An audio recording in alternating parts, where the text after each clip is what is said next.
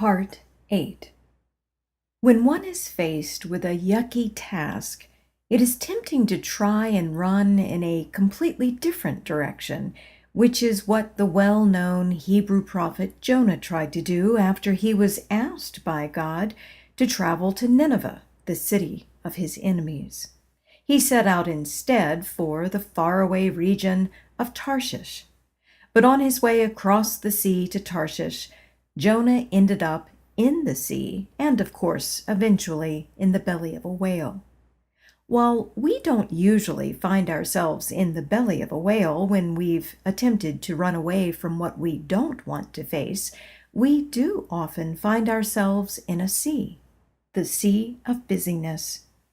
One might say that my own flight to Tarshish occurred when, conveniently for me, shortly after receiving word from within that it was time for me to make my peace with Christianity, Paul and I decided that it was time for another move.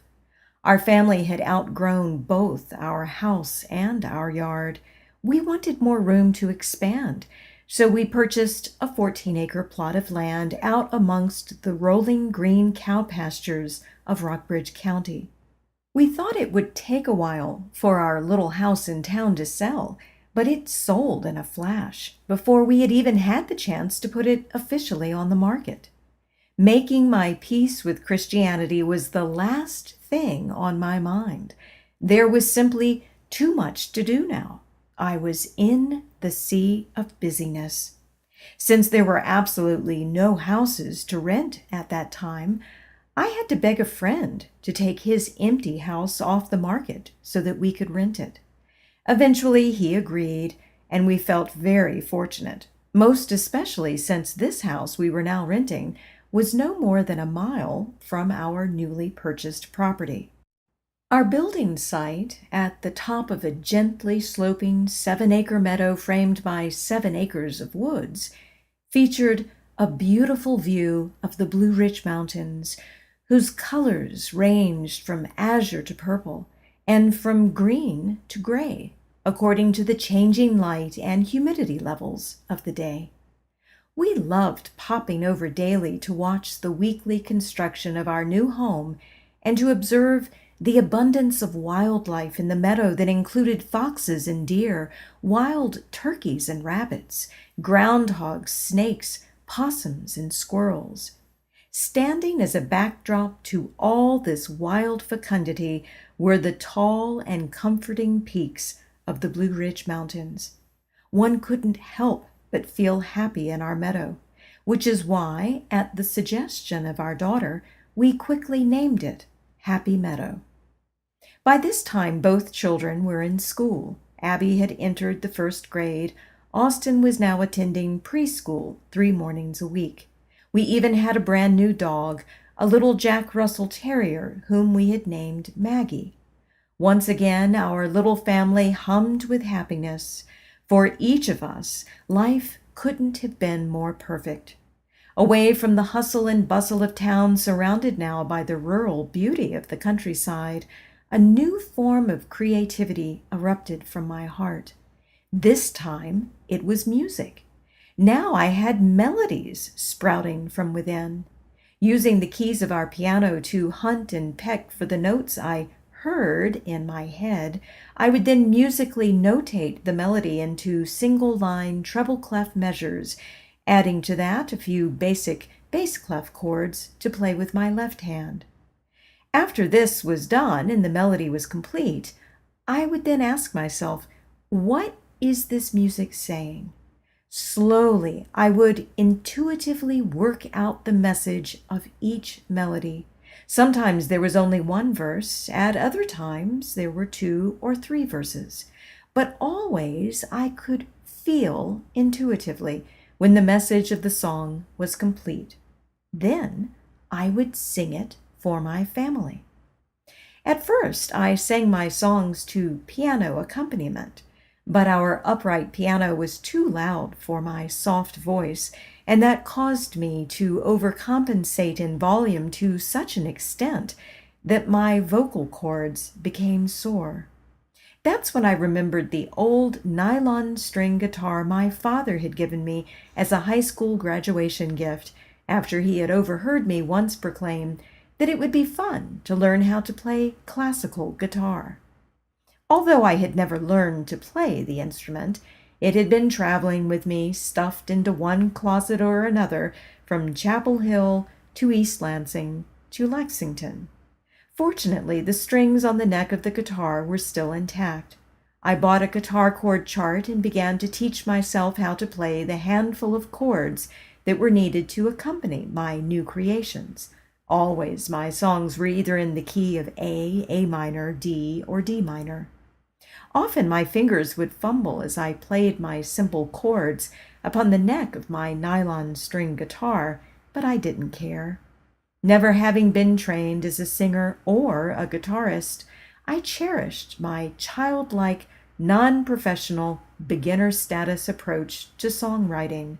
I felt like a happy 10-year-old girl whenever I was at work on a new song. My songwriting, I believed, was a form of spiritual doodling, a way to free up my voice. But I also very much enjoyed sharing my simple little ditties with my family. One afternoon in particular always comes to mind when I think back to this time.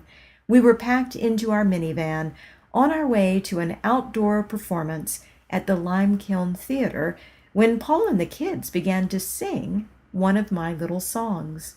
I, of course, joined in. It certainly wasn't the life I had ever imagined for myself, but I felt that everything was falling into place. Maybe it was, because shortly after that delightful afternoon with my family, I received a message from within that steered me back in the direction I had been trying to avoid. It was a Saturday morning in the late fall. I had just awakened, my eyes not yet open, when into my mind popped one of the strangest messages from the soundless inner voice that I had ever received. It is time to attend the local Quaker meeting. Quaker meeting? What in the world? Had I been dreaming? I tried to forget the unusual message, but I couldn't get it out of my head. If this had been the time of easy home access to the internet, I would have done a quick online search of the phrase. But with no internet search capabilities, all I could do was mull over the phrase as I munched my breakfast. Perhaps this is why at the breakfast table I remembered that one of the moms of a little girl who had gone to preschool with Abby was a Quaker. I didn't know much about the Quakers, other than they were, like the Amish and the Mennonites, pacifists, who made a lot of non-pacifist folks angry during war times because they refused to fight on a battlefield. But this Quaker mother had gone beyond pacifism into the realm of what I believed to be fanaticism. She hadn't allowed her daughter to partake of the preschool's fun, sugary snacks, which were provided by most of the other moms, including myself. I knew that sugar supposedly promoted tooth decay, but neither I nor my children had ever had a cavity, so I continued to be a big fan of sugar. Years later, I discovered that sugar promotes inflammation in the body, which contributes not only to the high rate of diabetes in our country, but also to debilitating conditions such as heart disease and arthritis. But I didn't know that back then. All I knew was that the radical anti-sugar stance of this Quaker mom had etched her name into my memory banks, which is why I was able to find her in the phone book. She answered on the first ring, and after reintroducing myself and refreshing her memory by reminding her that our daughters had gone to preschool together, I said, "You're a Quaker, right?" "Yes," she said slowly, with a tone of questioning caution, "though we prefer the term friend to Quaker." "Well, this is probably going to sound a little strange," I said, "but does the phrase Quaker meeting mean anything to you?" Her voice brightened. "Yes," she said. "That's what we call our church. While other folks may say we're going to church, we say we're going to meeting. We call our church building a meeting house." "Oh," I said, surprising myself with the thought that maybe I wasn't quite as crazy as I sometimes suspected. "Well, I think I want to visit your church. I mean, meeting," I said. She gave me directions to the meeting house and the hours of their service on Sunday, which, as she explained, Quakers referred to not as Sunday, but as First Day. I remember thinking, what in the hell am I getting myself into?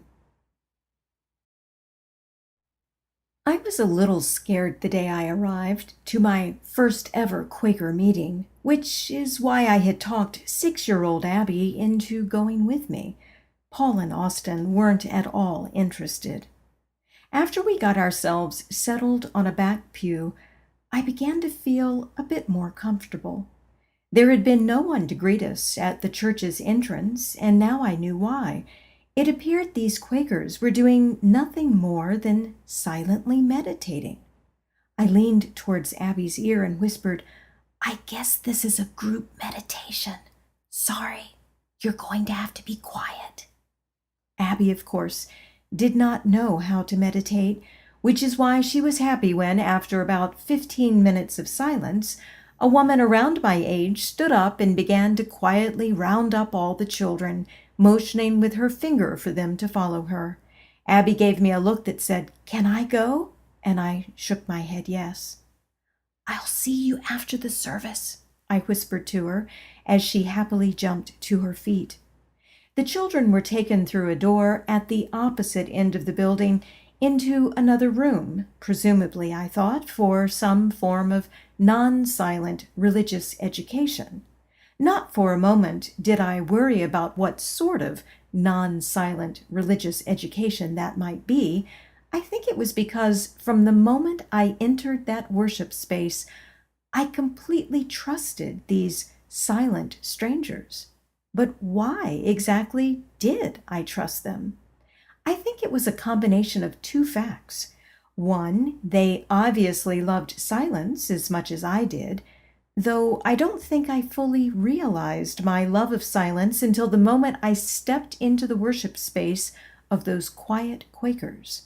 And two, the feeling of peace within that room was so strong and immensely calming to my heart that it was as if my mind had been injected with a serenity serum.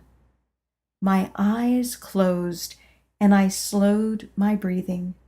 I relaxed even more as I listened to the beginning sounds of rain upon the metal roof. House Mountain Chapel, the building was called.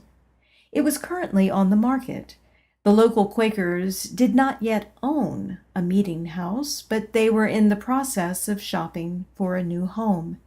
When they weren't meeting in their regular temporary space, a large but empty private residence called the Lincoln House, they would sometimes try out the worship spaces of empty church buildings that were for sale. They hoped one day in the future to purchase an appropriate building which would be used as their permanent meeting house. The worship space that particular morning was quite simple. No indoor plumbing, I would later discover. Painted white clapboard covered the outside of the small structure, which was graced with 2 separate front doors and a few tall, clear-paned windows on either side of the building. On the inside, dark wooden pews had been arranged into a square circle that I had never before seen in a church, and at the center of this square circle was a pot-bellied stove, the only source of heat on this particular chilly first-day morning. I remember that the wooden floors beneath our feet were dull and worn. There was no carpeting, no cushions on the seats of the pews, and the walls, painted wooden planks, if I remember correctly, were bare. I preferred this churchy barrenness to gold crosses, carpeting, stained glass windows, and flowers at an altar. I also liked the sound of the rain pattering on the metal roof above our heads. I felt so comfortable, as if I were being lulled to sleep, and I might have fallen asleep if it weren't for what happened next. Suddenly, into my mind's eye came an image of Jesus, which could have been used in a shampoo commercial. Shoulder length, light brown, glistening locks that looked as if they had been brushed to a soft and manageable sheen, two sad but gentle blue eyes gazing dutifully towards his Father in heaven, a neatly trimmed beard and mustache, and two hands, palm to palm in prayer, positioned in front of a chaste, high-collared, blue and white robe that revealed not a single chest hair. Good grief! Quickly, I pushed the irritating image out of my mind, deciding that I must have psychically picked up on the conservative Christian vibe left over from all those worshipers of old who had once filled the pews where I now sat. Probably Pentecostal, I assumed. Or maybe they were some breed of Baptist. Whatever the case, now that the image was out of my head, I could relax. Listening to the continuing serenade of splashing raindrops upon the roof, my mind returned once again to a pre-sleep pool of bliss. And then blip, there it was again, the image of shampoo commercial Jesus, big and bold as ever, planted across the inner screen of my brain. Holy hell! Was I being haunted by one of the church's dead congregants? Again, I pushed the image out of my mind and, keeping my eyes fully open, tried to focus on the room around me. But even with my eyes open now, I could not, for more than a second or two, remove from my mind's inner eye this glossy-haired, blue-eyed image of Jesus. What in the hell was happening? My breathing quickened. I was on the verge of panic. Not for a moment did I believe I was seeing an image of the real Jesus. I had once asked the larger mind to show me a picture of the Jewish prophet who had served as inspiration for the story of Jesus, which I believed to be mostly myth.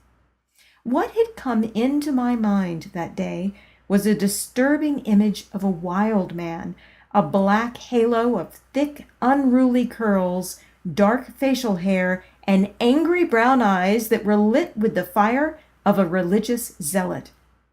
Holy fire, some might have called it, but to my brain it was the fire of insanity. Even more disturbing was the fact that those dark, holy fire eyes were blazing directly towards me. It was as if I had passed through a curtain of time and this Jewish religious fanatic was pausing in mid-sentence to deal with an irritating interruption.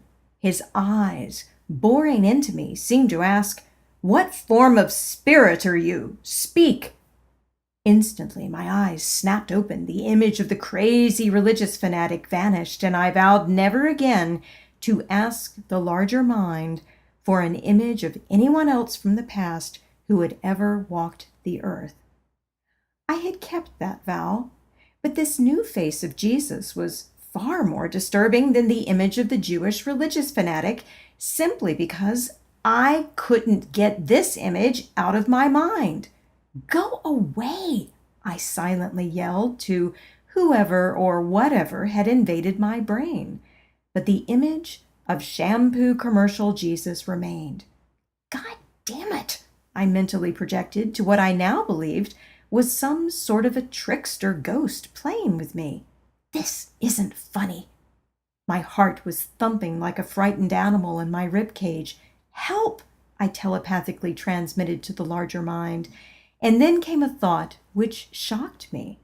Could it be that this shampoo commercial Jesus was a human construct floating around now in what Carl Jung had once referred to as the collective unconscious? Oh my God, I thought. Could it be that this thing in my head, possibly a collectively Christian, subconsciously created God man, was actually trying to talk to me? Holy fuck. And now I remembered the message from within I had received long before, that it was time for me to make my peace with Christianity. Oh my God. Is this why I had an image of a Christian construct of Jesus in my head? Was this how the larger mind was forcing me to make my peace with Christianity?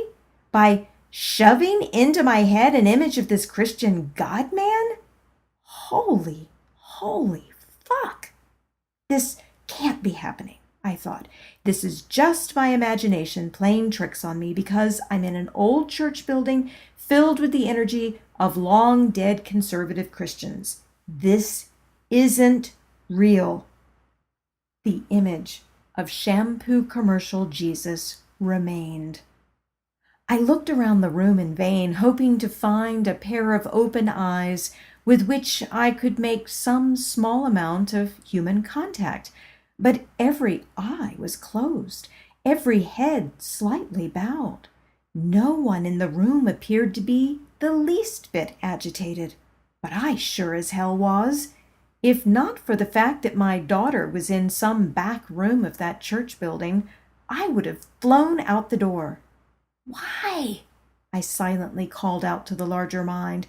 Why are you doing this to me? If you want me to make my peace with Christianity, then fine. I'll make my peace with the Christians, okay? Now will you please get this image of Jesus out of my head? The image of shampoo commercial Jesus remained. Prickly heat covered every inch of my scalp. God, I silently called out, reverting to my old childhood form of prayer, hand over my heart. I'm begging of you, please, stop this. The image remained. Now I was on the verge of breaking into tears. Please, God, I prayed. Please, I beg of you, please stop this. This is scaring the shit out of me. The image remained, though now I somehow knew beyond any shade of a doubt what was expected of me. This isn't fair, my mind protested. But then, feeling somewhat like Scrooge from Dickens' A Christmas Carol after he is forced to acknowledge that the ghost of his old business partner Marley is more than just an undigested bit of beef, I silently shouted to the image of Jesus in my mind's eye, "What in the hell do you want? If you have something to say, spit it out." Whoosh! Out went the tacky face of shampoo commercial Jesus, and in came, "Our Father, who art in heaven." Oh my God, the Lord's Prayer? You've got to be kidding. I hadn't prayed this prayer since I was 12. Since that time, I had decided that I did not like the idea of reciting communal liturgical prayers. I believed all prayers should come from the heart, in one's own words. And yet here I was, sitting on an old church pew with the Lord's Prayer coursing through my brain against my will. Hallowed be thy name. Thy kingdom come. Thy will be done. Thy will be done. Thy will be done. Thy will be done. Holy shit. Now what? Instead of continuing to the end, the prayer was stuck on the phrase, "Thy will be done." Thy will be done. Thy will be done. Thy will be done. This was even worse than the image of shampoo commercial Jesus. Stop this, I internally screamed. Thy will be done. Thy will be done. Thy will be done. My regular mind still felt intact. It was watching and observing everything that was now occurring inside my own head. Thy will be done. Thy will be done. Thy will be done. On and on it went. My level of panic rose. Streams of sweat gushed from both my armpits. This was either a goddamn fucking spirit possession, or I was suffering from an instantaneous, full-blown attack of multiple personality disorder. Thy will be done. Thy will be done. Thy will be done. God, help! Have mercy upon me. Please, please, I beg of you, make this stop. And at last, the repeating phrase discontinued. Praise be. But in the very next instant, oh my God, up came a sudden rush of energy through my entire body, as if an invisible geyser were erupting from inside, and oh no! Now it was trying to force me to stand. I could feel hidden words building in my throat. No! I couldn't let the words escape. I gripped the pew's edge in order to prevent my body from standing. God, please, I inwardly cried. You have to stop this. Please, please stop this. I beg of you. I can't do this. I can't. They'll think I'm crazy. Please, God, please make it stop. I beg of you. Please, please make it stop. I can't do this. And just like that, the gush of the invisible geyser ceased. Thank you, thank you, thank you, I silently prayed. And then came what felt to be a stern but soundless scolding from within. God is love. The devil is fear. Those who allow themselves to be ruled by fear are the only devil worshippers of this world. For the briefest of moments, I felt a sense of shame, and then my trampled sense of self recovered. Well, I don't care, I silently shot back. You can accuse me of being a devil worshipper all you want, but I will not stand up and speak before a group of strangers when I don't even know what words are about to come out of my mouth. Everything was calm after that.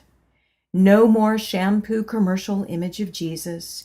No more rush of energy trying to push me up out of my pew. No more urge to speak. Even the rain on the metal roof was letting up. I checked my watch.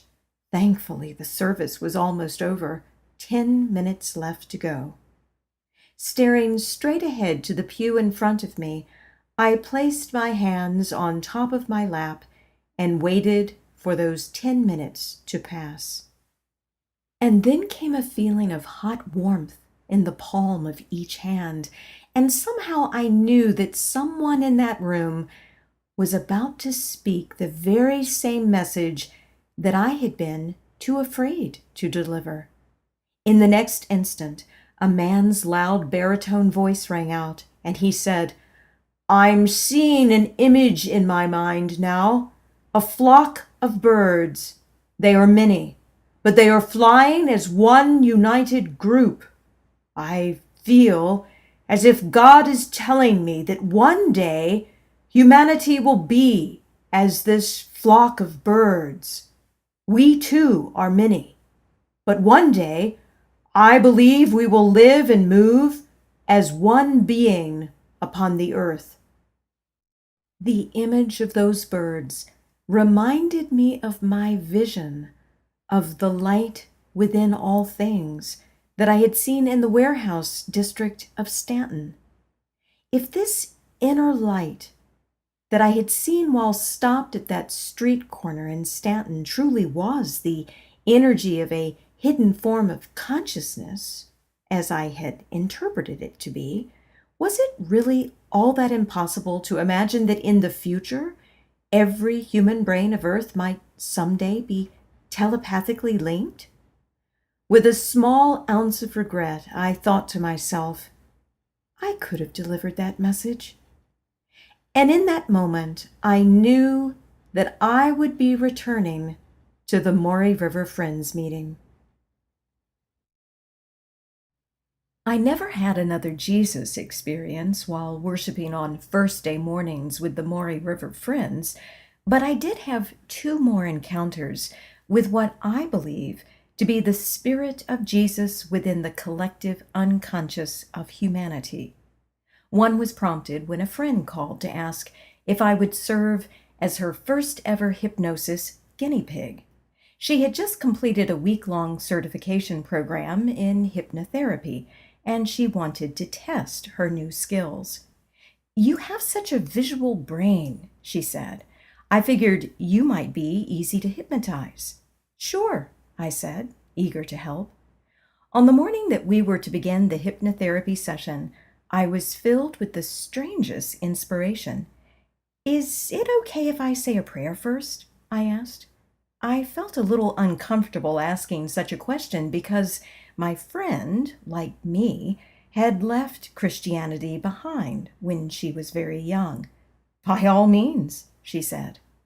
Closing my eyes, I envisioned the light within all things that I had seen at the stoplight in Stanton. Then I said the first thing that came to mind. "I surrender this hypnotherapy session to the whole of which I belong. May we both be surrounded now by a white bubble of protective light, and may the will of the whole be manifest here today." And then, because my prayer seemed to be lacking something, I ended with a quick Amen. My friend invited me to lie down on a sofa in her living room. She gave me a pillow to place beneath my head, a small pillow to go beneath my knees, and then she draped a thin blanket over me. I was instructed to close my eyes and squeeze, on command, various sets of muscles in my body, after which I was then told to release those muscles now and breathe deeply as you feel them relaxing even further. After every muscle in my body had been tightened and relaxed, next came the backwards counting. As I count lower and lower, your body is becoming heavier, even more relaxed, said my friend. At some point, after all the backwards counting, I was instructed to see yourself walking down a set of stairs. With each step you take, your mind is entering a deeper and deeper, more relaxed state. Dutifully, my mind created the image of a staircase. I could easily see myself walking down the set of stairs, but she continued on, telling me to go down more and more stairs. So I had to keep creating a new image of stairs to walk down over and over and over again. At last, she moved on beyond the stairs. "At the base of the stairs is a door," she said. "I want you to walk through that door. There is a path waiting for you on the other side." Dutifully, I pictured the door, constructed of thick, darkly stained wood, with black hinges and a tall, black lift-up door latch, and when I opened the door, I saw a narrow path leading through a small group of trees, behind which I could see an outcropping of large boulders. "Do you see the path?" she asked. "Yes," I said. "Where is this path leading you?" she asked. "Nowhere," I said. "I'm just standing here looking at the path." "Start walking forward on the path," she instructed. But when I tried to lift my feet, they seemed to be cemented to the ground. "I'm not able to move," I said. "Ask for a guide to lead you upon this path," she said. I did. And in the next moment, a dog appeared before me. I assumed the dog was female. She was beautiful, long, fluffy white hair, no more than 50 pounds. She leapt with joy to see me, and when I knelt down to pet her, she licked my face. "Hi, girl," I said. "Why don't you lead me where I need to go, okay?" And from that moment on, my feet lifted with ease as I followed her on the path beyond the trees between the boulders. At some point, a large opening in the rocks appeared, and standing to the right of the sandy path was a tall and skinny tonsured monk in a brown robe. "Brother Tim!" I cried, and I ran to him, squeezing my arms around his bony ribcage. "What's happening?" came the voice of my friend. "There's a monk with me. I just gave him a hug. I don't remember much about him other than his name, Brother Tim, and the fact that we used to be close friends. He said I'm to follow him. He has someone for me to meet." The white dog by this time had disappeared. The sandy path soon gave way to smooth rock, and when we arrived to a narrow set of steps that had been cut into the rock, Brother Tim stepped aside and motioned for me to go on ahead of him down the rocky staircase. The steep and narrow stairway led me to a small beach beside a sea. And then, oh my God, I couldn't believe it. "What's going on?" came the voice of my friend. I hesitated, too embarrassed to share with her what I was seeing. "Can you tell me what you see?" my friend asked. How could I put it? I hesitated again as I tried quickly to analyze what I was seeing. "I don't know why," I said to my friend, "but for some reason my subconscious mind has created an image of Jesus. He must be some kind of a symbol for me. He's got the usual long hair, the beard, the bare feet, and he's wearing a brilliantly glowing white robe, which I think is kind of trite, not to mention impractical." Hands on hips, the white-robed, long-haired, bearded Jesus threw back his head and laughed in genuine merriment. At least he wasn't as tacky an image as the shampoo commercial Jesus. The hair this time, much darker than before, was windblown, and his eyes were brown instead of blue. But I was mortified to have an image of Jesus pop into my mind while my non-Christian friend sat beside me in her living room, asking me to describe all that I was seeing. The Jesus symbol took me by the hand and led me into a small one-room hut built into the rock. There was an opening for a window and an opening for a door cut directly into the rock, but there was no glass over the window and no actual door. It was very cozy inside. There were 2 wooden chairs and a small table to the left of a fireplace cut directly into the rock, a crackling fire upon the hearth, and hanging above the fire, a large pot filled with a meaty-looking, mostly brown stew. He invited me to take a seat in one of the chairs, and then using his bare hands and water from a small bowl, he knelt before me and washed my feet, which I noticed for the first time were bare. I remembered having been taught back in Mrs. Jones's 4th grade Sunday school class that Jesus had once humbled himself by washing the feet of his disciples. Somehow this was supposed to demonstrate how special Jesus was, but I remember I was only grossed out by the story. Was all of this Jesus stuff coming from those long-ago seeds of Sunday school class that had been planted in my subconscious mind? After he had finished drying my feet with the folds of his white robe, he stood and walked over to the fireplace. "What's happening?" my friend asked. I dared not say anything about the foot washing. Instead, I said, "He's preparing a bowl of stew for me to eat. He just now handed it to me." I slurped some of the brown stew from the wooden spoon he had given me, and it was delicious. "Wow," I said to my friend. "It tastes good.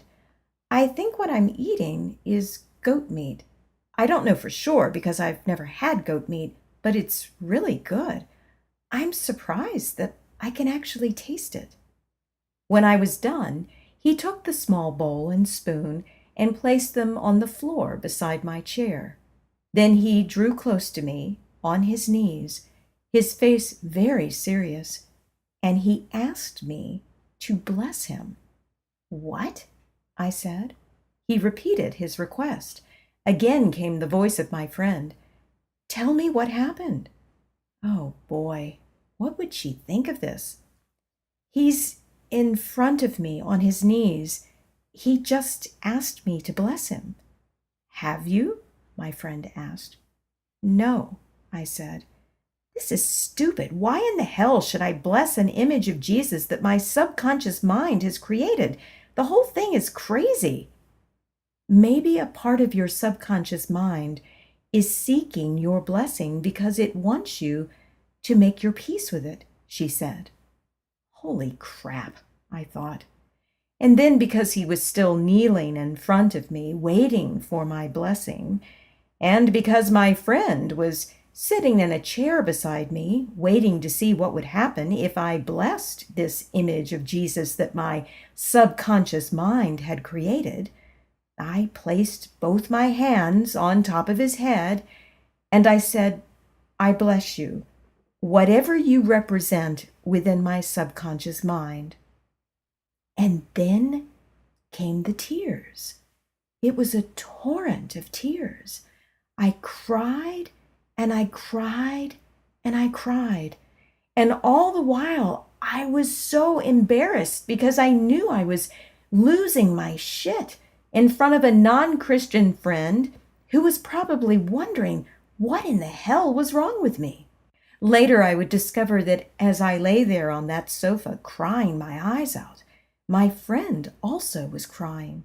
But I didn't know that, so I continued to be angry with myself that I couldn't get control of my emotions and that I was making such a fool of myself.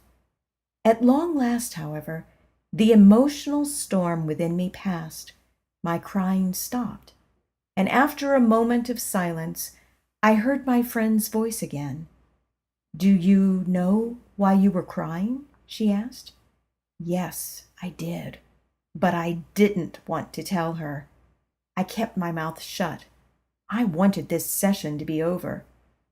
Do you know why you were crying? She asked again, and then the answer slipped out of my mouth. It was the power of all that love, I said. As soon as I blessed him, I felt a huge river of love washing through me. I've never felt so much love. I didn't think I deserved it. That's why I was crying. All the while, as I was speaking to my friend, my subconsciously created white-robed, long-haired, bearded Jesus sat before me on the floor waiting. But when I brought my attention back to him, he stood, reaching for my hand, and said, There is work to be done in the sea. Ah, I thought. The sea is a Jungian symbol for the subconscious mind. What this image of Jesus is telling me is that there is something within my subconscious mind that I need to take care of. How fascinating. All of this line of thinking I happily relayed to my friend, but what I didn't tell her is that as this white-robed image of Jesus led me by the hand to the sea, our clothing completely disappeared. Both of us were suddenly naked, holding hands, standing side by side on a beach. Oh my God, I thought. Please don't tell me I'm getting ready to have sex with Jesus. Oh my God, oh my God. What's happening? My friend asked. I didn't answer. I was waiting to see if Jesus was getting ready to make the moves on me. But to my great relief, he simply led me into the water. Ow, I said. He just took me into the sea and it's so cold it hurts. After a few moments, my friend asked, What's he doing? He motioned for me to lie on my back. I'm floating now on the surface. My back is against the palm of one of his hands. I didn't share with my friend that I was completely naked. Oh my God, I suddenly spurted. I can't believe this. I think he's getting ready to baptize me. I lay there floating in the cold, cold water, and I listened to the sound of his voice speaking a language I didn't know. And then he dripped water from the sea onto the center of my forehead. After that, he lifted me up and we walked hand in hand back to the beach where Brother Tim was waiting for us, a big smile on his tonsured head. As soon as my subconsciously constructed image of Jesus and I were back on dry sand, our clothes instantly reappeared on our bodies. And then the three of us, Brother Tim, Jesus, and I, stood in a circle and held hands. Instantly, a white bird appeared in the air above us, in the center of our small circle. And then, to my complete shock, the bird flew directly into the inside of my chest cavity, which now felt completely empty except for the bird. I could feel him fluttering wildly inside me. "Oh my God!" I exclaimed. "What is it?" came the voice of my friend. "There was this white bird hovering in the air," I said. "It was above us, and then it flew straight into my chest, and now I can feel him. I can actually feel him flapping around inside me." And then, "Oh my God," I said. "What?" said my friend. "The bird just popped his head out of the center of my chest. Oh my God, this is so weird. But at least he's calmed down. He quit all that flapping." "What kind of a bird is it?" my friend asked. I looked down at its white head poking out of my chest. "I guess it's a dove," I said, and then, "Uh-oh, he started flapping again.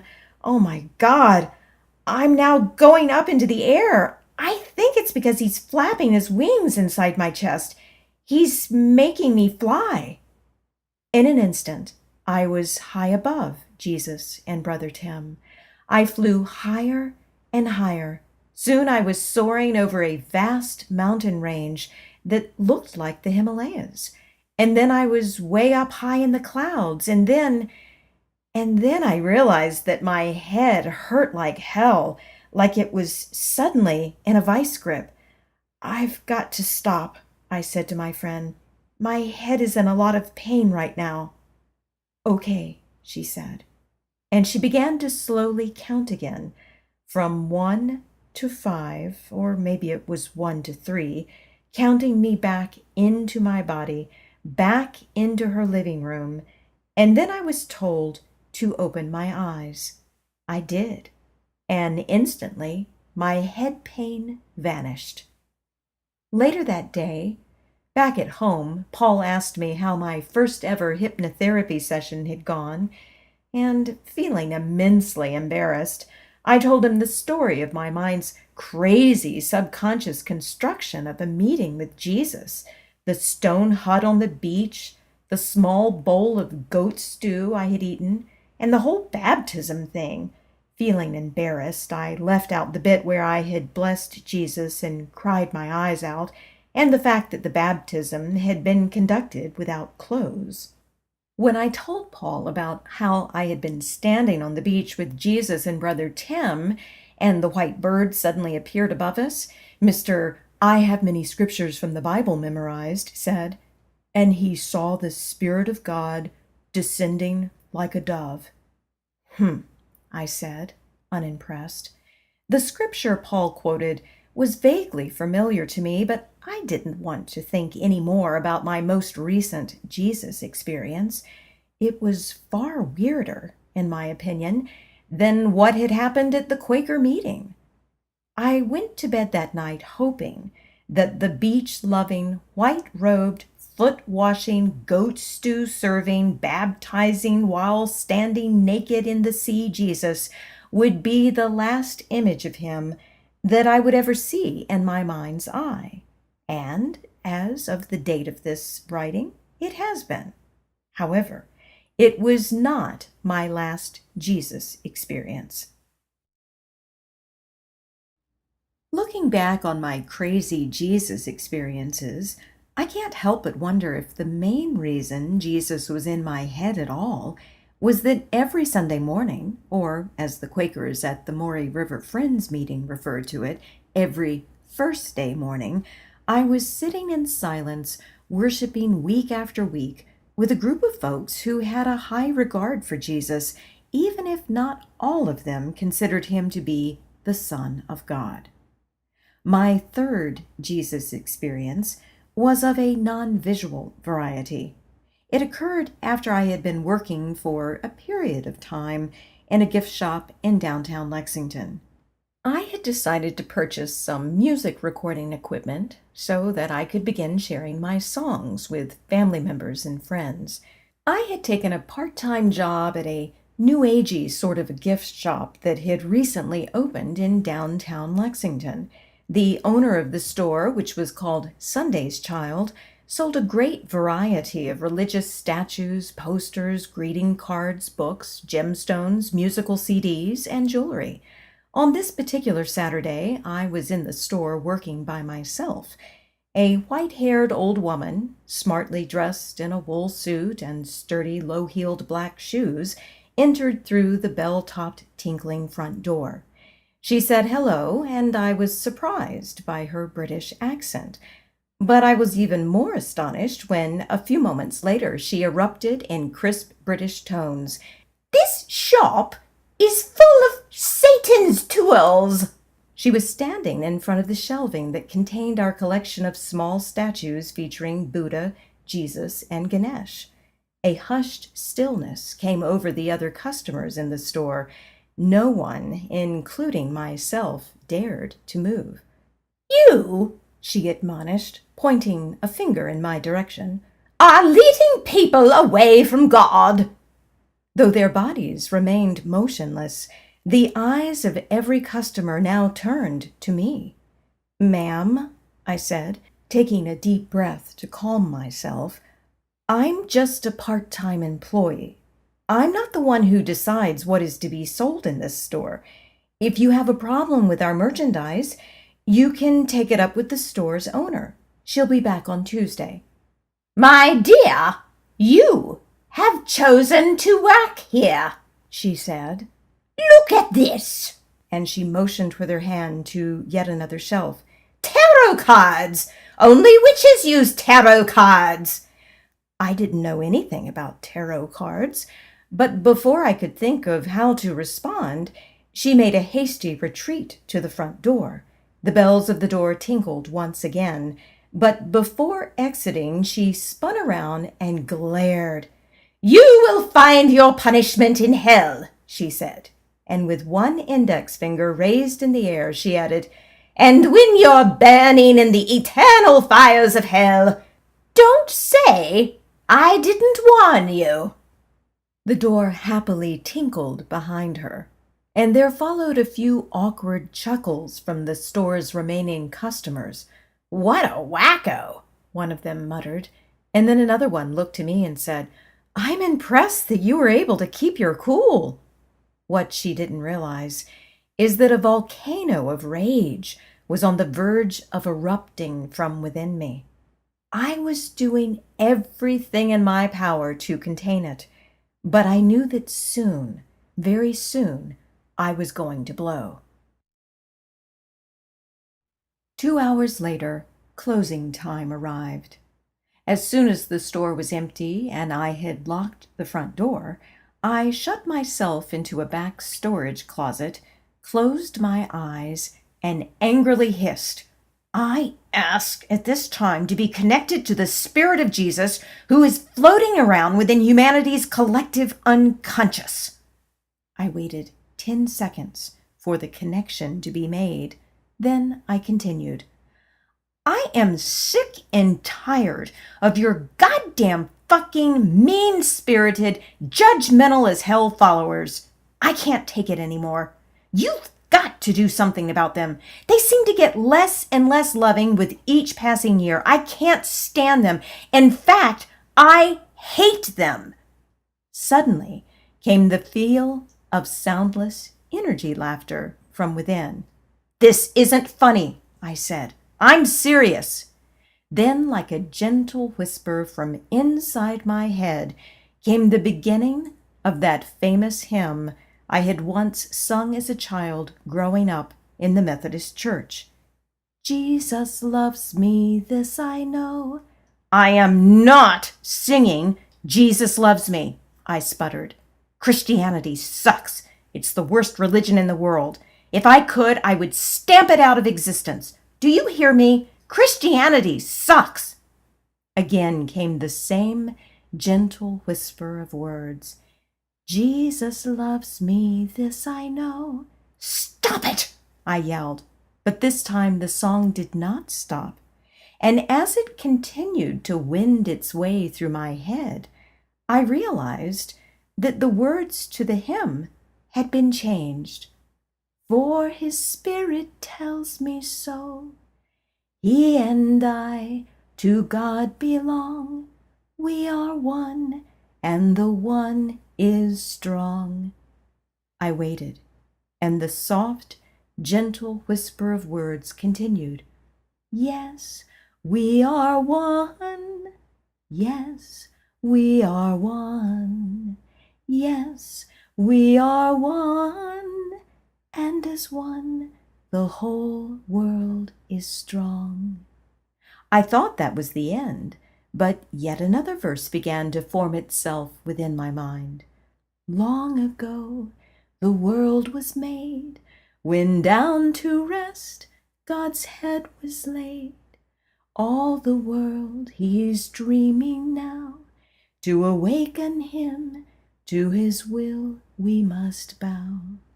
Yes, we are one. Yes, we are one. Yes, we are one. And as one, the whole world is strong. Wait a second, I said. I want to write this down. Grabbing a pen and a piece of scrap paper, I said, will you please start again? And then I listened as the first and second verses repeated themselves inside my head. Quickly I recorded everything, and then, to my surprise, came a third verse. When as one to God we are, bright will be as a heavenly star.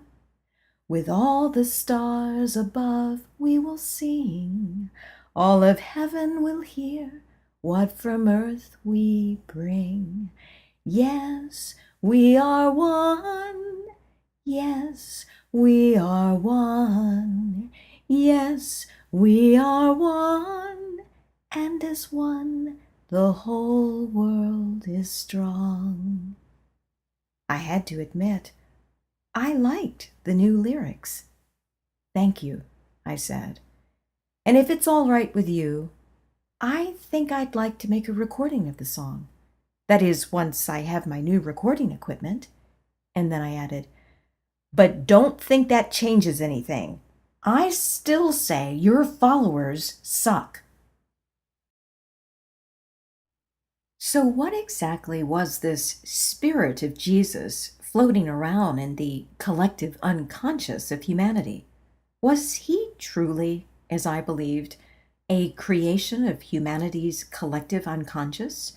Was I going completely bonkers? Or, even more disturbing for me to consider at that time, had I become a closet Christian who didn't want to admit she was a Christian because she was still too angry with the institution of Christianity? With each passing month, it seemed, I was slipping into greater states of confusion, and all I really wanted was to have a normal life, spending time with my family, working on my little songs, taking long walks with the dog, and volunteering at my children's elementary school. I didn't want all of this mystical crap in my life, and I certainly didn't want any mystical crap that could possibly be construed as Christian. But I had agreed to make my peace with Christianity. So maybe all this Jesus stuff would be behind me once I had learned how to love rather than to judge and to fear Christians. It's not that I disliked Jesus. I just didn't see him as a God or even as my teacher. To me, he was nothing more than an invisible friend. Sometimes I would talk aloud to him when I was alone in the house with no one but the dog, and usually it was because I had yet another formal complaint to make about his followers. But one time I asked my invisible friend a question.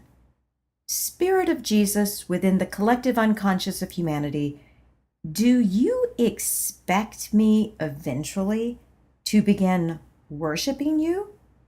What I received from within was this soundless response. If you begin to worship me, I will have to begin worshiping you. Oh, how that comment made me laugh.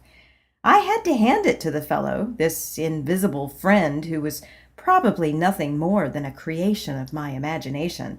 He definitely had a sense of humor. But then again, so did I. It made perfect sense that if this invisible friend of mine were nothing more than a creation of my own mind, then of course he would have a great sense of humor. Although I never would have admitted this to anyone, I felt a genuine sense of love for this spirit of Jesus within the collective unconscious of humanity. He was childlike and funny, not at all like the institutional version of Christianity with which I was familiar. One time, after I was asked to plan an afternoon Halloween party for my daughter's third grade elementary class, I decided that it might be fun to create a special song for the occasion.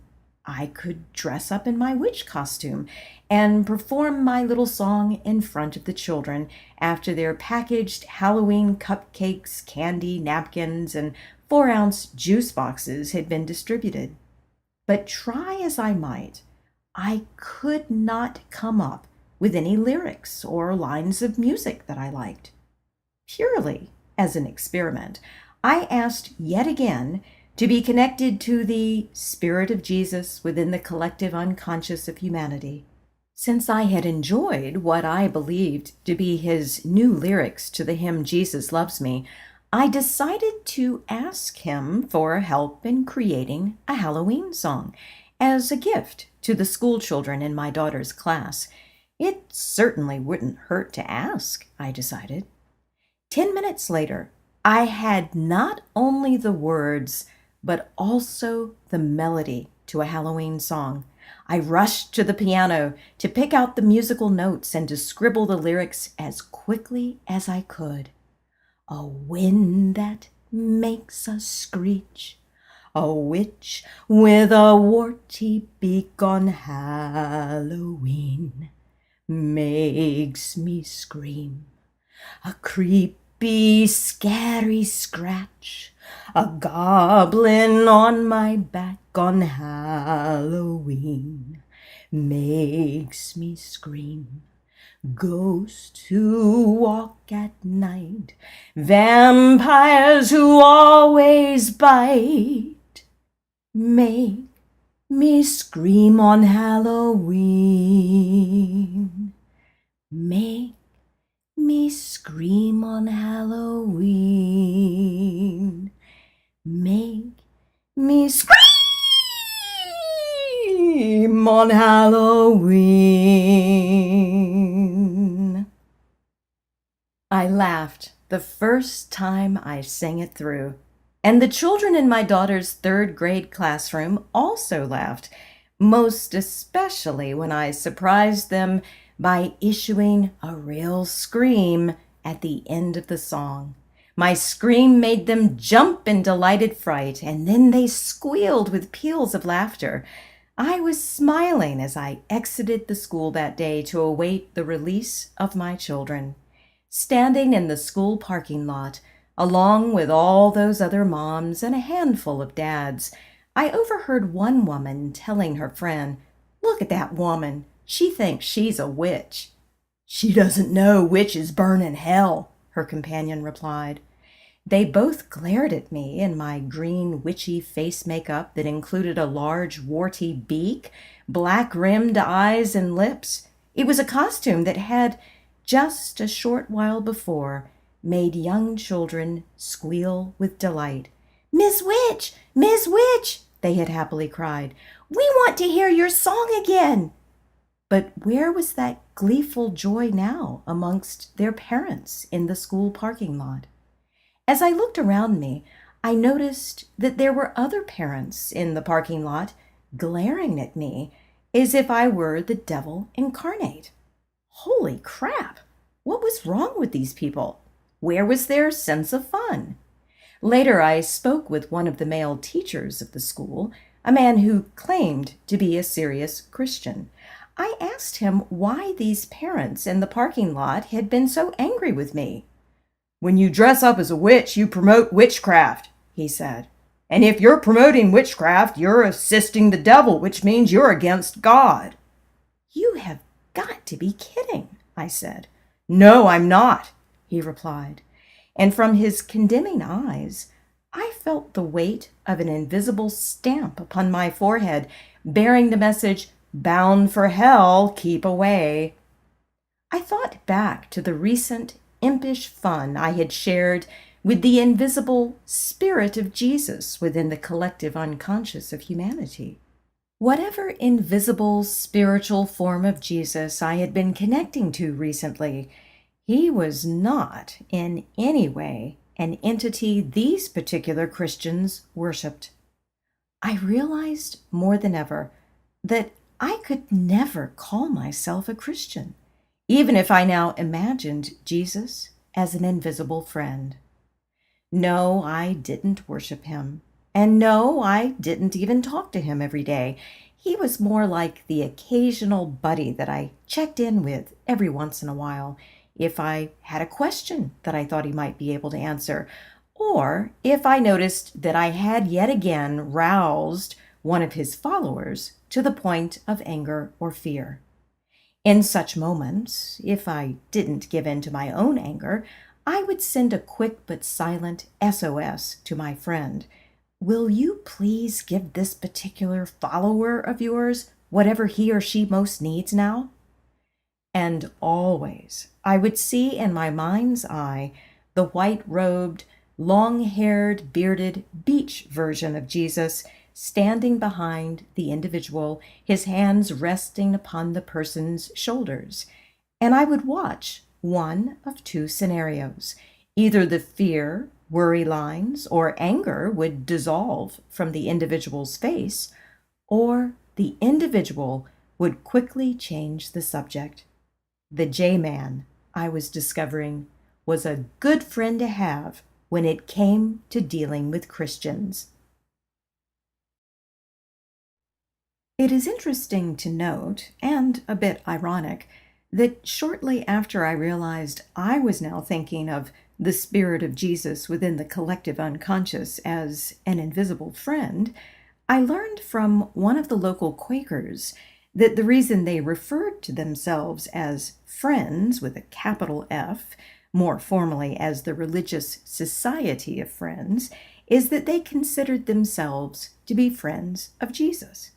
They based this terminology upon scripture from the Gospel of John that reads, "You are my friends if you do as I command." But I quickly learned that although that was a scripturally based label for the Quakers, it certainly wasn't, nor had it ever been, the only way or even the primary way of defining a capital F friend. The roots of the phrase Quaker are ambiguous. Some say it came to be used to describe those early friends, capital F friends, who used to tremble or quake when filled with the Spirit of the Lord. Others attribute the phrase to a magistrate who, after being admonished by one of the earliest Quaker leaders to quake before the word of the Lord, denounced the members of this newly formed religious society as Quakers. To be a capital F friend, or Quaker, one had to become a real member of a meeting rather than remain an attender, as I was. That meant submitting to the meeting a formal request for membership.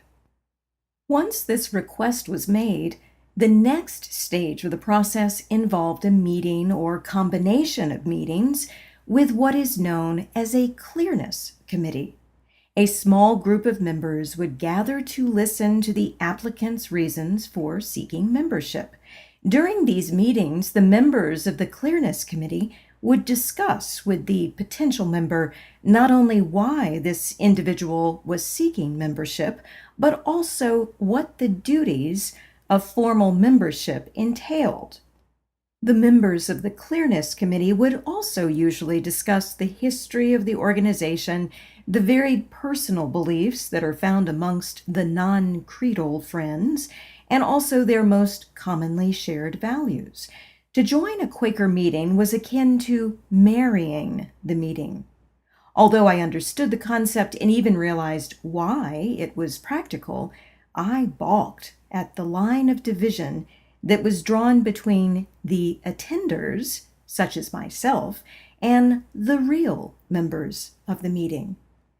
If you have to ask to belong, you don't, I once found myself angrily proclaiming.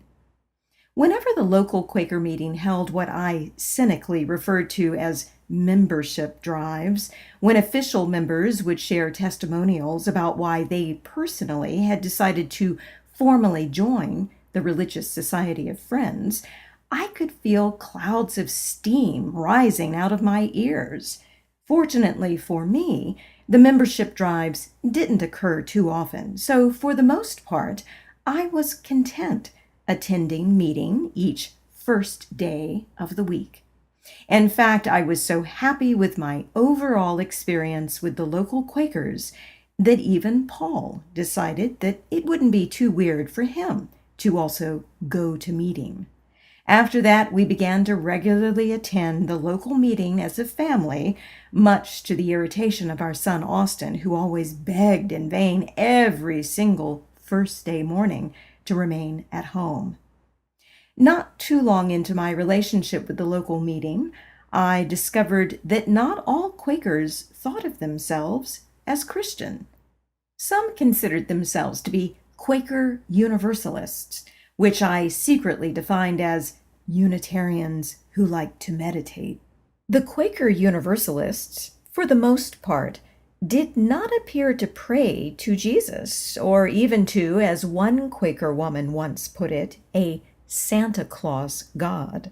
But like the Christian Quakers, they believed in a set of principles that I also happened to believe in: social justice, peace, integrity, community, and equality for all. The majority of Quakers thought of themselves as pacifist. To kill another would not be the way of peace. And so most Quakers had, since their religious movement began in 17th century England, refused to fight in wars. I wasn't so sure that I could ever think of myself as a pacifist. More than once I had felt that inner warrior rise up within myself. There was no telling if or when it might resurface. Both the Christian and non-Christian Quakers, from what I could tell, believed in a divine light that resides in all people. Sometimes they referred to this light as God's Spirit. Sometimes they called it the inner Christ or Christ light, and at other times they labeled it simply as the inner light. Had they too seen the light in all things, as I had once seen in Stanton? I asked around, but no one in the Quaker meeting that I spoke to had actually ever seen such a light. I decided that it was mostly a metaphor for most of the Quakers. Even so, it was a concept they took very seriously. Their belief in the inner light, I was told, is why most Quakers believed that it was wrong to ever kill another human being. Each person is considered to be a vessel of that inner light. I remember one time I asked a Quaker mother, "So if a guy broke into your home and began to rape your daughter, you wouldn't try to kill him?" "No," she said, "that would be wrong." I wasn't so sure. And what about Hitler? Wasn't our world a better place when human beings who perpetrated such evil acts were destroyed? It was frustrating to be with a group of folks who seemed so similar to me and yet, at the same time, so different. although Paul and I routinely gave money to the meeting, and I served occasionally as a first day teacher. From my perspective, there continued to be an invisible line drawn between those of us who were attenders and the other true Quakers. Sometimes I became so angry over this invisible division that I would ask myself, why in the hell am I still attending this meeting? The fact was, the Quakers accepted me in a way that no one else ever had. They didn't seem at all bothered by my spiritual weirdness, which included occasional visions and inner messages. They never balked at my ugly language or my broiling anger towards the predominantly Christian view of Jesus as God. Nor did they ever display any discomfort when I openly declared my dislike of what I considered to be the fairy tale nature of the Christian Gospels. Who else would or could ever accept me if not the Quakers? They provided me with the greatest amount of spiritual community I had ever experienced as an adult. So I dutifully continued to go to meeting every first day of the week. 3.5 years later, the still homeless Quakers of Maury River Friends meeting were trying out yet another empty church building that was for sale. Those of us who were interested could borrow a key to the empty church so that during the week we could try the space out, sitting in silent prayer or meditation. For some reason, I felt a strong urge to visit this empty church building that had once been inhabited by local Seventh-day Adventists. I borrowed the key to the building, and the next day I drove out to what appeared to be one of the most unassuming worship spaces I had ever seen. Except for its outside, which was brick instead of white painted clapboard, the building reminded me very much of House Mountain Chapel. It was basically the same size, except for a small Sunday school wing off the back. Like House Mountain Chapel, it had a metal roof, 2 separate front doors, no steeple, and 3 tall, clear-paned windows on either side of the building. I liked its simplicity. I also liked the fact that this structure, unlike House Mountain Chapel, had indoor plumbing. As I entered the key into one of the 2 front doors, I paused to admire the peaceful surrounding countryside and to listen to the nearby gurgle of a creek. What a wonderful worship space, I thought, breathing in deeply. I was expecting a relaxing half-hour period of meditation once I was inside. But instead, I was hit with a shocking, soundless message from within before I even entered the building. When they move to this location, your relationship with the local Quakers will be over. No, I thought. That can't be. I love these people. They're like a family to me. I will not desert them. There was no response, so I assumed the matter was dropped. But just in case it wasn't, I relocked the front door of the church and returned the key to the clerk of the meeting, and then over the coming weeks, I tried my best to discourage the Quakers from even thinking about purchasing the old brick Seventh-day Adventist church building. By that time, the Quakers had moved out of their temporary space at the Lincoln House and were now sharing a church building with a group of Episcopalians in the nearby town of Buena Vista. The Episcopalians used the facility Sunday morning, the Quakers Sunday afternoon. How practical it is when 2 different religious groups are able to share the same worship space, I declared one first day morning during the hour of discussion that always followed the period of silent worship. On this particular morning, the discussion centered around the meeting's possible purchase of the old Seventh-day Adventist building. Think about how wasteful it is when a church building sits empty most of the week, I continued. Also, think about all the wonderful ways that money could be used if you don't purchase a building of your own. And then, when that tactic didn't appear to work, I brought up the gurgling creek that flowed beside the old church building. What about the fact that the building is in a floodplain? I asked. What happens if or when the creek ever overflows? Won't that be expensive? I seemed to be the only one in the group, other than Paul, who seemed at all concerned about the potential for flooding on this particular piece of church property. Against my many protests, the building was eventually purchased, and soon came the day, that first day, when the Quakers would eagerly gather to worship in their very own newly purchased meeting house. Since I had not heard anything further from the inner voice, I prepared to go to meeting just as I had every other first day for the past few years. But on my way out the door with Paul and the kids, I was suddenly struck with a debilitating head pain.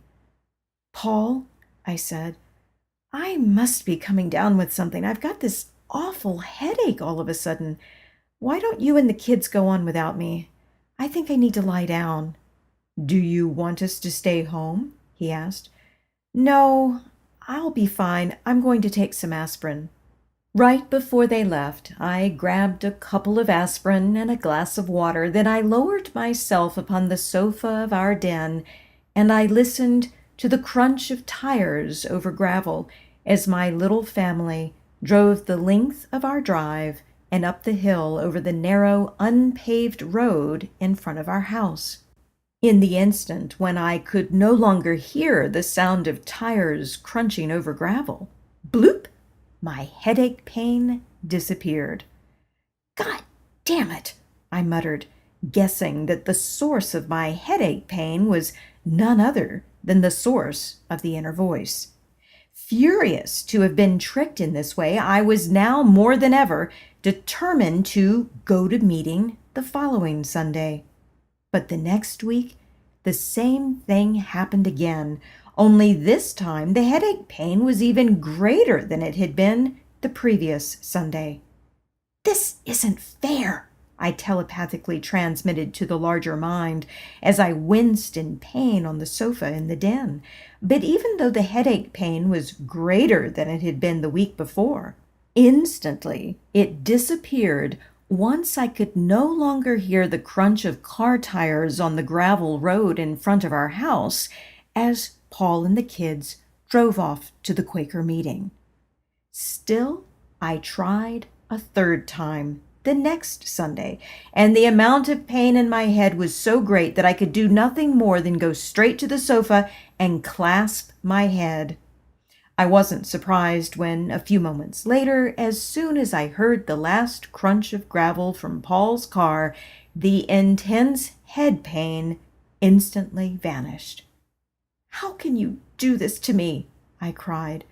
Why did you lead me to the Quakers if you weren't going to allow me to remain with them? To learn the art of tolerance, came the reply. Tolerance? After a few moments of thought, I realized that the statement was true. Not only had the local Quakers been tolerant of me and all my feisty, mystical ways, they had also taught me during my 3.5 years of worshiping with them what I called the tolerance technique. There was a rule at meeting. During the silence, if someone felt moved to speak, you were not allowed to directly respond to that person's comment. No matter how much you might disagree with what had been said, you were supposed to sit there in the silence and simply pray on the matter. I often did some amount of silent cursing if I ever heard a comment I didn't like during meeting, but my own practice of the Quaker tolerance technique had taught me how to be more patient. Usually after dutifully praying on the matter, which for me meant asking the larger mind, if there's some other way of looking at this ridiculous statement, please help me to see it, I would receive a meaningful insight. It didn't matter that the insight was often only indirectly related to the original comment. Since I had received this insight as a result of that individual's initially irritating comment, I could, in genuine gratitude, go up to that individual after meeting and say, "Thank you for your message today." So, yes, the Quakers had taught me a very valuable technique in the practice of tolerance. But now that my relationship with the Quakers was over, did that mean I had accomplished my task? Had I made my peace with Christianity? Suddenly I remembered the image of the toddler-aged Native American girl I had seen in a vision a few years before, and I knew then that I had not yet encountered whatever it was she symbolized. Never in my life had I met anything or anyone who had ever filled me with the extreme repulsion I had felt when I had seen in my mind's eye that little girl with her dirty, matted hair and rotting flesh running towards me with her arms outstretched. Although it was true that the Quakers had sometimes made me angry, not once had I ever felt repulsed by them. Even the Presbyterians I had encountered over the years, and those parents in the school parking lot who had criticized me for dressing up like a witch, and even that old British woman in the gift shop, had never made me feel anything other than a boiling sense of anger. It was a humbling moment when I realized that the Quakers had been nothing more, I assumed, than preparation for what lay ahead. I remembered that as a girl, I had occasionally overheard old Christian women talking about how important it was to fear the Lord. At the time, I didn't know what they were talking about. Why would anyone fear God? I had thought. But now, for the first time in my life, I felt a genuine sense of fear of this force, whatever it was, that had been guiding me for most of my life. I tried to tell myself that this guiding force was nothing more than my own subconscious mind, but that thought provided no comfort. There's a passage from Proverbs that reads, "The fear of the Lord is the beginning of wisdom." I wonder now if that passage might have brought some amount of comfort to me then. Probably not. I was beginning to feel very, very scared.